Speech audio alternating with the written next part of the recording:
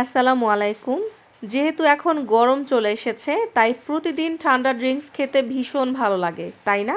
আর যেহেতু তরমুজের সিজন, চলুন বানিয়ে নেই তরমুজ দিয়ে মজার একটা ড্রিঙ্কস। তো প্রথমেই আমি তরমুজ কেটে নিয়েছি। যে কোনো টুকরো করে কেটে নিলেই চলবে, ছোট বড় আপনাদের পছন্দের। আমি এখানে 1 কাপ উঁচু করে তরমুজের টুকরো দিয়ে দিচ্ছি। এর সাথে দিয়ে দিচ্ছি আমি চিনি। যারা চিনি খেতে চান না, চিনিটা দিবেন না। চিনি ছাড়াও কিন্তু খেতে ভালো লাগবে। আমি এখানে 2 টেবিল চামচের মতো চিনি দিয়েছি। যারা বেশি মিষ্টি পছন্দ করেন বেশি করে দিবেন। সাথে দিয়ে দিচ্ছি আমি এখানে 2 কাপ লিকুইড মিল্ক। দুধটা আগে থেকেই জাল করে নেওয়া ছিল এবং ঠান্ডা দুধ ছিল, মানে দুধটা ফ্রিজে রেখেছিলাম। ফ্রিজ থেকে বের করে সরাসরি দিয়েছি। আরও বেশি ঠান্ডা করার জন্য এখানে বরফের টুকরোও দিতে পারেন।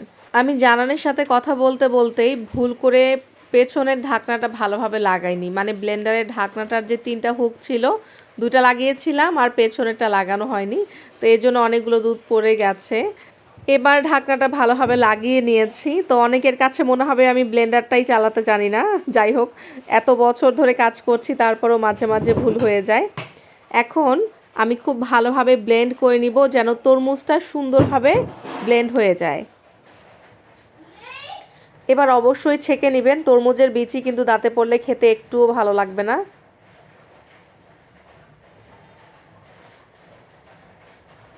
এই সময়ও কিন্তু আপনারা বরফ দিয়ে দিতে পারেন বা প্রথমে ব্লেন্ড করার সময়ও বরফ দিয়ে দিতে পারেন। দুধটা যেহেতু একটু ঠান্ডা করে নিয়েছিলাম এজন্য এক্সট্রা করে এখানে আর আমি বরফ দেইনি। এবার আমি গ্লাসের সাইডে রুহ আফজা দিয়ে দিচ্ছি একটু সুন্দরের জন্য, আর ফ্লেভারটাও পাওয়া যাবে খাওয়ার সময়। আর যারা রুহ আফজা খেতে পছন্দ করেন না দিবেন না, আর যারা বেশি পছন্দ করেন ব্লেন্ড করার সময় ওখানেই রুহ আফজা দিয়ে দিতে পারেন। যারা বরফের টুকরো দিতে চান এই সময় প্রথমে বরফের টুকরো দিয়ে দিতে পারেন।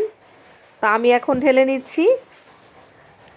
আর আরও বেশি যেন ভালো লাগে এজন্য উপরে একটু ছোট ছোট টুকরো করে কেটে রাখা তরমুজ দিয়ে দিচ্ছি।